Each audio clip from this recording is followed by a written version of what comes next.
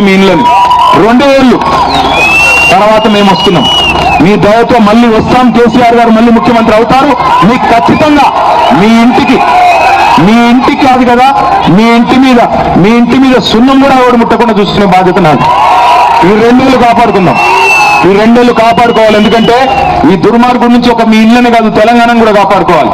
ఈ 2 ఏళ్ళు మొత్తం కూలగొట్టడం, విధ్వంసం తప్ప నిర్మాణం తెలియని సన్నాసి ఈ దుర్మార్గం నుంచి, ఈ భూ బకాసురుడి నుంచి, ఈ రియల్ ఎస్టేట్ బ్రోకర్ నుంచి ఈ రాష్ట్రాన్ని కాపాడుకోవాల్సిన బాధ్యత మనందరి మీద ఉంది. మీ అందరితో ప్రార్థన, మీ అందరితో నా రిక్వెస్ట్ ఒకటే, దయచేసి గుర్తుపెట్టుకోండి, ఒక్కడి మీదకి వస్తే మనందరి మీదకి వచ్చినట్టే. మన ఇంట్లో కూర్చుని మనం ఏసీ గదిలో ఉంటే కుదరదు. మనం కూడా రోడ్డు ఎక్కాల్సిందే, సందర్భం వచ్చినప్పుడు పోరాడాల్సిందే. లేకపోతే తెల్లారి బుల్డోజర్ మీ ఇంటికి వస్తుంది. అక్కడెక్కడో కొడుతున్నారు కదా నాకేమి అనుకుంటే కుదరదు. తెల్లారి మీ ఇంటికి వస్తారు. మేమందరం ఎట్లా ఉంటాం, మేము ఎక్కడ పోం. మీరు కూతవేడి దూరంలో ఉన్నాం. మేము తమ్ముడు కార్తిక్ రెడ్డిది ఈరోజు నిజానికి జన్మదినం, ఇలా ఆయన బర్త్డే. కానీ బర్త్డే రోజు కూడా పండుగ చేసుకునే వాతావరణం లేదు నియోజకవర్గంలో. కాబట్టి నాకేం వద్దు, నేను మీతో పాటు ఎండలో నడుస్తా అని చెప్పి తమ్ముడు కూడా ఇవాళ మీతో పాటు రోడ్డు మీద ఉన్నాడు. నేను ఒకటే కొడతా ఉన్నా, ఆయన ఒక్కడే కాదు, మొత్తం కేసీఆర్ గారి బృందం మీతో ఉంది, కేసీఆర్ గారు మీతో ఉన్నారు. 2 ఏళ్ళు కాపాడుకుందాం. నేను అడిగేది అంతకంటే ఎక్కువ కాదు. ఒక్క 2 ఇయర్స్ కాపాడుకుంటే తర్వాత మీకు మీ ఇంటి మీద సున్నం కూడా ఎవరు ముట్టకుండా నేను చూసుకుంటా. దయచేసి లీగల్ బ్యాటిల్ చేద్దాం అవసరమైతే. మా విషయలక్ష్మి, మా లలితారెడ్డి గారు ఇక్కడ ఉన్నారు, మా అడ్వకేట్. గతంలో కూడా మీకు అండగా నిలబడ్డారు. లలిత అదేవిధంగా మా లీగల్ సెల్ మొత్తం మీకు అండగా ఉంటుంది. మీరు రూపాయి కూడా ఖర్చు పెట్టుకునే అవసరం లేదు. న్యాయ పోరాటం మీ తరఫున మేం చేస్తాం. ఎందుకంటే ప్రభుత్వం ఇవాళ మీకు ఆఫర్లు ఇస్తుంది. మాకు తెలిసింది ఒక అపార్ట్మెంట్ వాళ్ళకి ఆఫర్ ఇచ్చారంట, 90 లక్షలు ఇస్తాం అపార్ట్మెంట్కి, మీరు ఖాళీ చేసి వెళ్ళిపోండి, మేము గాంధీ బొమ్మ పెట్టాలి అని. వాడు 90 లక్షలు ఇస్తానన్నా, 1 కోటి రూపాయలు ఇస్తానన్నా, దయచేసి మీరు కొద్ది మంది లొంగిపోయినా మీ యూనిటీ దెబ్బతింటుంది. కాబట్టి జాగ్రత్తగా ఉండండి. జాయింట్ యాక్షన్ కమిటీస్ వేసుకోండి, ఐకమత్యంగా ఉండండి. మీ ఐకమత్యం చెదిరిపోతే మిమ్మల్ని మేము కాపాడలేము. మీరు ఐకమత్యంగా లేకపోతే, మీరు ఒక జట్టుగా లేకపోతే మేము మిమ్మల్ని కాపాడలేము.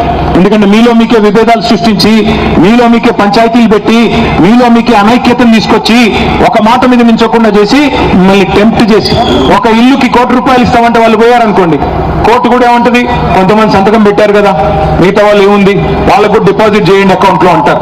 అందుకే జాగ్రత్తగా జాయింట్ యాక్షన్ కమిటీ ఏర్పాటు చేసుకొని ఎవ్రీ వీక్ అవసరమైతే మీటింగ్ పెట్టండి. మేము కూడా వస్తాం. తప్పకుండా మీకు న్యాయం జరిగేదాకా మీతో ఉంటాం. తప్పకుండా మీకు అండగా నిలబడతాం. 2 ఏళ్ళు కాపాడుకుందాం తెలంగాణని. ఆ తర్వాత మళ్ళీ ఈ దుర్మార్గ ప్రభుత్వం నుంచి మనకు విముక్తి వస్తుంది. తప్పకుండా మంచి జరుగుతుంది. అప్పటిదాకా ధైర్యంగా ఉండాలని చెప్పి కోరుతూ, శాసనసభలో, శాసన మండలిలో, పార్లమెంటులో ఎక్కడెక్కడైతే మాకు ప్రాతినిధ్యం ఉందో అక్కడల్లా ఈ సమస్యను లేపుతాం. మీ తరపున గొంతును బలంగా వినిపిస్తాం. క్షేత్రంలో కూడా కదం తొక్కుదాం. కలిసికట్టుగా నడుద్దాం. వాటర్ రిలీజ్ చేసి కావాలని ఒక్క మాట మా చెల్లెలు చెప్తోంది, మౌనిక సాహితీ చెప్తోంది, మొన్న కావాలని 10 గేట్లు ఒకసారి ఎత్తి గండిపేట ఈ వర్షాలు బాగా పడితే కావాలని వరదలో మీరు మునిగిపోవాలని ప్రయత్నం చేశాడు రేవంత్ రెడ్డి. సాడిస్టిక్ ప్లెజర్ అన్నాడు కదా, ఆ సాడిస్టిక్ ప్లెజర్ కోసం, పైశాచిక ఆనందం కోసం నీళ్లు వదిలిండు. కానీ దేవుడు గొప్పోడు కాబట్టి, పైనున్నోడు గొప్పోడు కాబట్టి నీళ్లు మాత్రం రాలా మీకు. మరి అట్లాంటప్పుడు బఫర్ ఎట్లా అవుతుంది మీరు? అందుకే ఇంకొక మాట నేను అడుగుతా, దయచేసి మా మీడియా మిత్రులు కూడా ఆలోచించాలి. రేవంత్ రెడ్డి గారు ఉన్న ఇండ్లేమో కూలగొడతా అంటున్నాడు, కట్టిన ఇండ్లు కూలగొడతా అంటున్నాడు. మరి నిర్మాణంలో ఉన్న ఇండ్లు ఆపాల్సిన అవసరం లేదా? ఇవాళ మూసీ పక్కన పెద్ద పెద్ద బిల్డింగ్లు వస్తున్నాయి. మూసీ మధ్యలో అక్కడ మాత్రం డబ్బులు తీసుకున్నారు కాబట్టి, అక్కడ మాత్రం ఆపరంట. అంటే పేదవాడు 200 గదాల్లో కట్టుకుని ఇల్లు అయితే కూలగొడతాం, కానీ పెద్దవాడు మూసీ మధ్యలో బిల్డింగ్లు కట్టినా ఆపడు. ఇది ఈ ప్రభుత్వం యొక్క నీతి.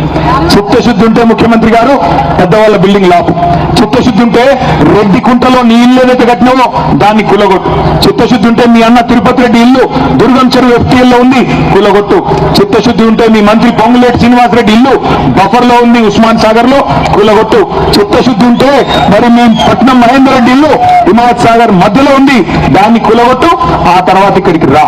అంతేగా నా ఇష్టం వచ్చినట్టు చేస్తా అంటే డెఫినెట్ గా తెలంగాణ తిరగబడుతుంది. మరో తెలంగాణ ఉద్యమం తరహాలో ఉద్యమిస్తాం, మీకు అండగా నిలబడతామని మళ్ళొకసారి తెలియజేస్తూ దయచేసి ఐకమత్యంగా ఉండండి. లాస్ట్ థింగ్ ఐ ఎంఫసైజ్, మళ్ళీ చెప్తున్నా, యునైటెడ్ గా ఉండండి. మీరు ఐకమత్యంగా ఉంటేనే మేము మీకు సహకరించగలుగుతాం, మేము మీకు హెల్ప్ చేయగలుగుతాం. మీరు ఐక్యంగా లేకపోతే, మీ ఐకమత్యం చెదిరిపోతే మిమ్మల్ని ఎవరు కాపాడలేరు. 2 ఏళ్లు దయచేసి ఐకమత్యంగా ఉండండి. తప్పకుండా మేమందరం మీకు అండగా నిలబడతాం. న్యాయపరంగా, శాసనపరంగా అన్ని రకాలుగా ఉంటామని చెప్పి తెలియజేస్తూ జై తెలంగాణ.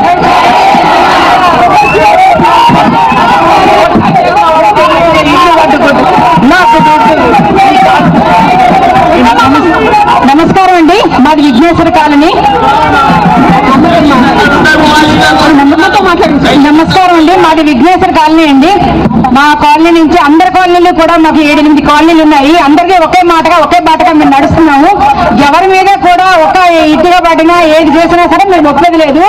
మేము మా ప్రాణాలు మొత్తం పోయినా, అది బర్రెగా రక్తం పారినా మేము మాత్రం మా ఇల్లులు ఇవ్వము. ఇదే మేము చెప్పే మాట అండి. ఎప్పుడు మీరు వస్తారని మేము ఎదురు చూస్తాం. మా అసలుగా ఇదేనండి మా కోరిక.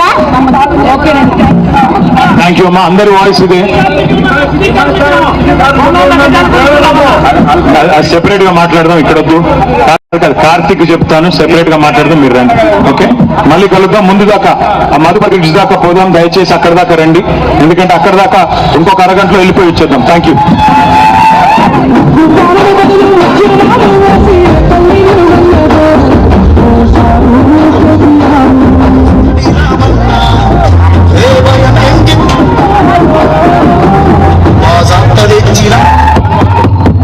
బాబు ఒక్క నిమిషం, మిగతా వాళ్ళందరూ సైడ్ పోతే కేటీఆర్ గారిని ముందు వదులుతాం, మనం వెనకాల పోదాం. Please please please please,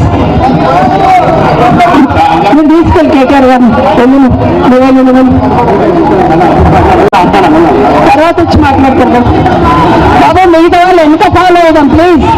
KTR గారు వెనకాల ఫాలో అవుదాం. మనం కేటీఆర్ గారికి దారి ఇవ్వండి. మిగతా వాళ్ళందరూ వెనక నడుద్దాం మనం. బాబు బైక్ పాటది ఒక నిమిషం పాటది. బాబు శాంతి సైడ్, శాంతి సైడ్ దారి వదిలాలి. బాబు అందరు సైడ్కి వెళ్ళిపోయిందమ్మా, దారి వదిలేండి కేటీఆర్ గారికి. వాళ్ళు పోయిన తర్వాత వెనకాల ఫాలో